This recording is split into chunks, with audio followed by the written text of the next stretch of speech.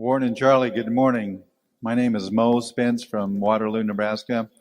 Years ago, you listed the 4 or 5 investment vehicles you considered appropriate for Berkshire, including, I believe, common stocks, long-term debt, and arbitrage opportunities.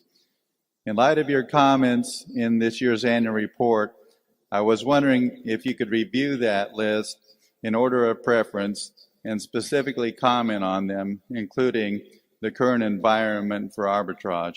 Yeah. Well, the items you name, and you could break that down by high-grade bonds, versus junk bonds, and the items you mentioned are all alternatives. Charlie and I sit around and think about what's the best thing to do with Berkshire's money. It's a fairly simple proposition, and we have a number of things that we feel competent to make judgments on, and we have a number of things that we're not competent to make judgments on. So we hope to narrow the field to investments that we think we can understand, and there are a reasonable number of those, although there are a lot that we can't understand. Anything I would say today, can change tomorrow. We don't think about the categories by themselves. Now, in a period like summer to mid-fall of 2002, when junk bonds became very attractive, we bought a lot of them, but we didn't make some great decision to buy junk bonds. We just started seeing things, individual items, that started screaming at us, buy, buy, buy. And then that came to an end.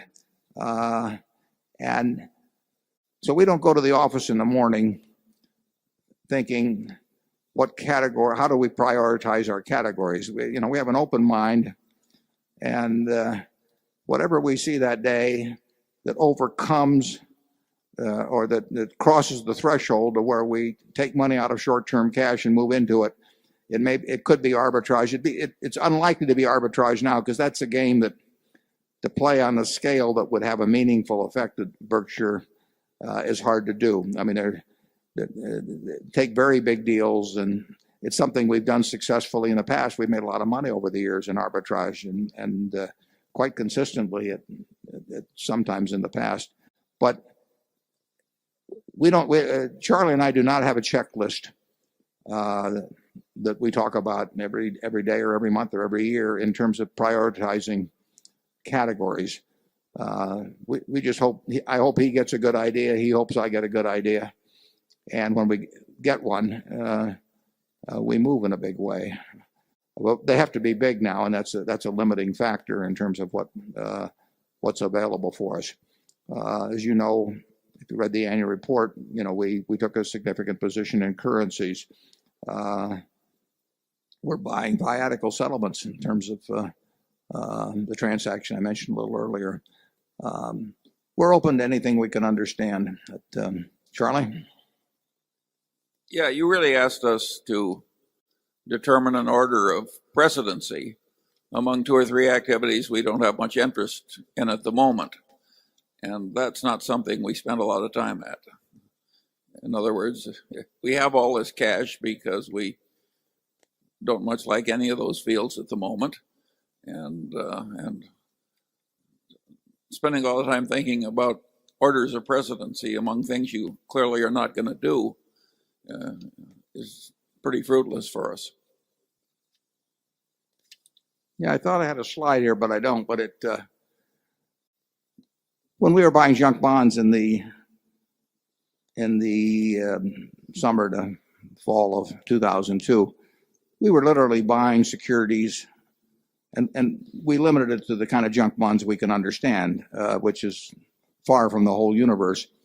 But we were literally buying things on a 30, 35, 40% yield to maturity basis. Now, we buy those with a mental attitude of buying common stocks. Interestingly enough, within 12 months, some of those same securities that were yielding 30 or 35% went to prices where they yielded only 6%. I mean, that is truly remarkable when you think about that happening in a country that was not in the throes of depression or anything. I mean, prices do amazing things in securities markets, and when they do something that strikes us as amazing in our direction, we will act. But we do not know today what we're going to be doing tomorrow. We have some things, a few things we may be doing. It's likely we're doing them tomorrow. But we don't hold any committee meetings on this, and there's this business where somebody says you should have 50% of your money in bonds and 35%, in equities and 15. We don't go through anything like that. I mean, we regard that as nonsense. Any further thoughts, Charlie? No further thoughts, evidently. Microphone 6.